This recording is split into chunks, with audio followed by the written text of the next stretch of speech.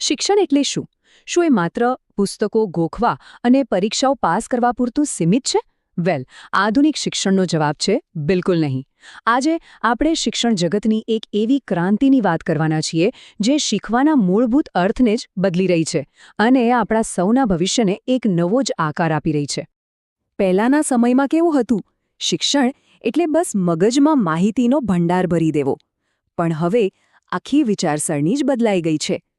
આધુનિક શિક્ષણનો પાયો છે વિદ્યાર્થીનો સર્વાંગી વિકાસ. આનો સીધો અર્થ એ છે કે માત્ર બુદ્ધિ તેજ હોય એટલું પૂરતું નથી, પણ વિદ્યાર્થીની ભાવનાઓ, એની સામાજિક કુશળતા અને એની કલ્પના શક્તિ, આ બધી બાબતોને પણ એટલું જ મહત્ત્વ આપવામાં આવે છે. તો આ જે મોટો બદલાવ છે એના કેન્દ્રમાં શું છે? એના મૂળમાં છે એક સરળ પણ ખૂબ જ શક્તિશાળી વિચાર: વિદ્યાર્થી કેન્દ્રિત અભિગમ.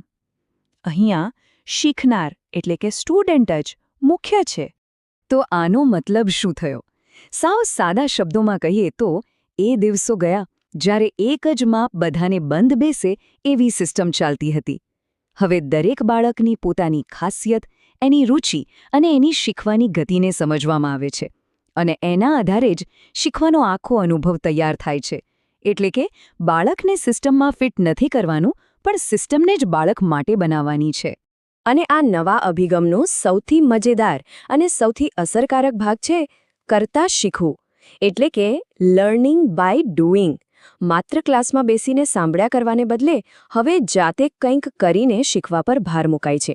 જરા વિચારો, વિજ્ઞાનનો કોઈ નિયમ પુસ્તકમાં વાંચીને ગોખવા કરતાં વિદ્યાર્થીઓ જાતે એક નાનકડો પ્રયોગ કરીને એને સમજે તો કેવું? આ રીતે જે જ્ઞાન મળે ને, એ ક્યારેય ભૂલાતું નથી.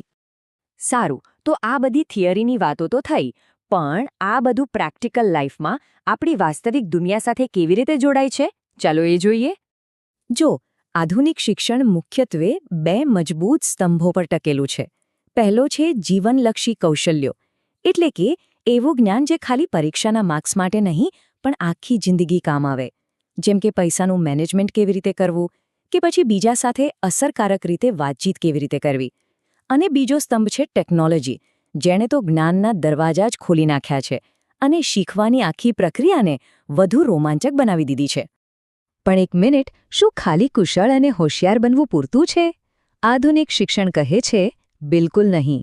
વ્યક્તિગત આવડત તો જરૂરી છે જ, પણ એની સાથે સાથે સહયોગ અને સારા મૂલ્યો પણ એટલા જ, કદાચ એનાથી પણ વધારે જરૂરી છે. અને એટલે જ હવે ચારિત્ર ઘડતર અને એક મજબૂત સમુદાયના નિર્માણ પર પણ એટલો જ ભાર મુકાય છે. અને આ સહયોગની શક્તિ ક્લાસરૂમમાં જ જોવા મળે છે.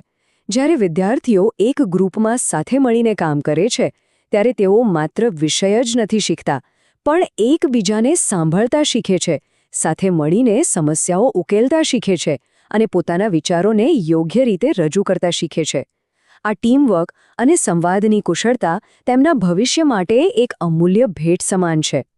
અને આ જ સહયોગ અને સામાજિકતાનો પાયો છે મૂલ્ય આધારિત શિક્ષણ.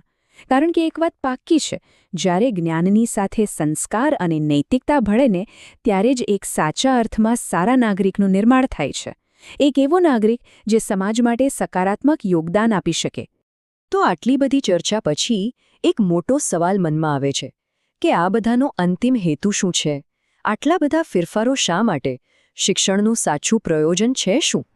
અને સવાલનો જવાબ કદાચ આ વાક્યમાં છુપાયેલો છે: સાચું શિક્ષણ એ છે જે સમાવેશી હોય. એટલે કે દરેક બાળક માટે હોય, પછી એ કોઈ પણ પૃષ્ઠભૂમિમાંથી આવતું હોય, તેની ક્ષમતા ઓછી હોય કે વધારે, એનાથી કોઈ ફરક નથી પડતો. દરેક એક બાળકને આગળ વધવાની એક સરખી તક મળવી જ જોઈએ. આ જ આધુનિક શિક્ષણનો આત્મા છે. તો અંતે આખી વાતનો સાર બસ એક જ છે: આધુનિક શિક્ષણનું લક્ષ્ય માત્ર માહિતીથી ભરેલા મગજ તૈયાર કરવાનું નથી, પરંતુ એવા સક્ષમ અને જવાબદાર નાગરિકોનું નિર્માણ કરવાનું છે જે આવતીકાલના દરેક પડકારનો સામનો કરવા માટે પૂરેપૂરા તૈયાર હોય. તો છેલ્લે એક વિચાર સાથે આ ચર્ચાને અહીં વિરામ આપીએ.